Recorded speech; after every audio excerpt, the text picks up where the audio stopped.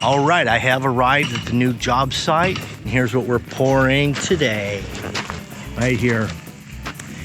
This is 3,000 square feet.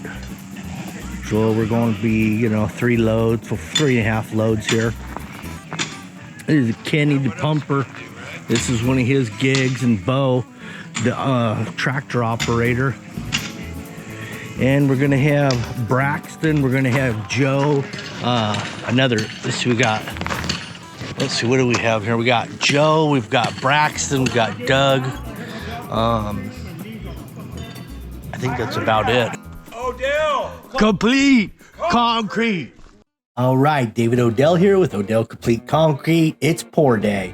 This is, I think it's 45 by 50, so if it's 4 inches deep, we should have, with 3 loads, 10-yard trucks, should go about 28 yards.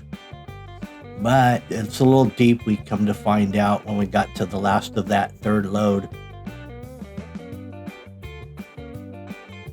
But what we're pouring on is just some base infill, and this is it's been built up. And this base has been set in here for about a good year. It was initially wheel rolled with a tractor, and from all the recreational vehicles going in and out of this garage, it's been wheel rolled for about a year now, and it's very solid ground. No wire mesh, no rebar, basic big rock, 3,000 PSI. We're in Southwest Territory, Arizona. We don't really have a freeze or thaw, no snow, very little rain. And no earthquake. So all those things add up to really simple concrete work. And this is what it looks like.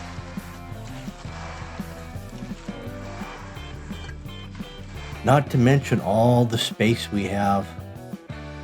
We have a lot of space, a lot of area.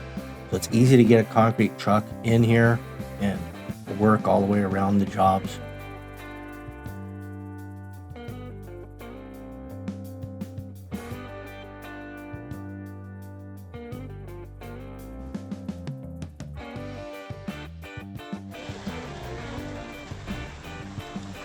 We had the big 5-foot fiberglass bowl float.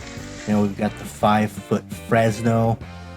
All of these have rocker arms, which is ideal for these long areas. You can do 5-6 pulls and still be able to retrieve it.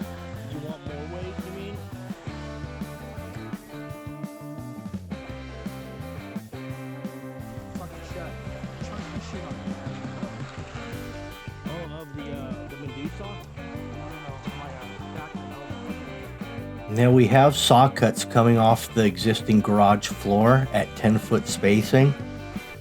So we want to match those. So what we're going to do is just do the cross cuts. We're going to do those at 9 feet because it's 45 feet deep. So we'll do 9 foot. It'll give us five joints at 9 foot. And then the other direction, we're going to saw cut the next day and match up with the existing. And those will be at 10. So we'll inevitably have a 10 by 9 area each square, which is ideal.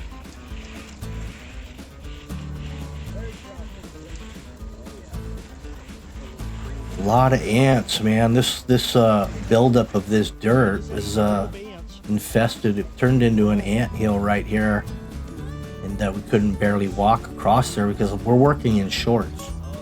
And all those ants are big old red ants. This kind of smoked them out and made them go back underground.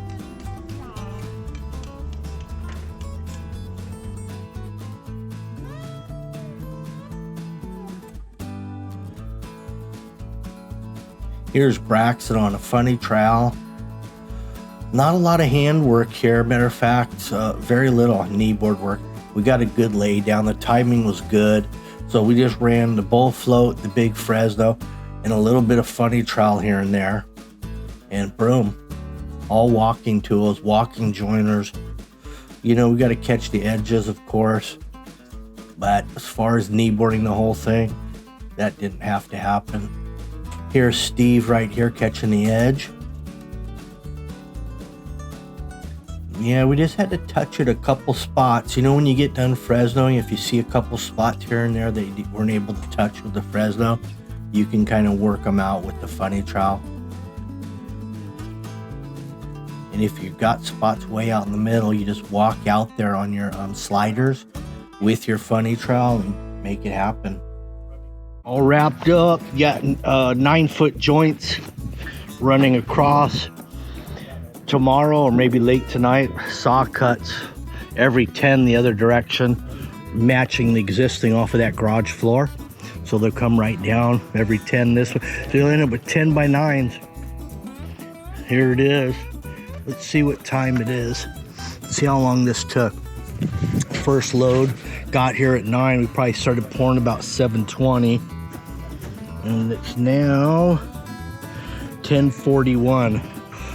So 3 hours. 3 hours and this thing is done. Other than stripping the forms and the final saw cut.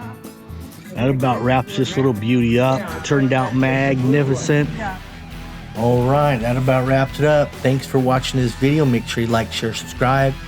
Hit the notification button. That way you'll be notified on our next upload. Have a good day. Bye.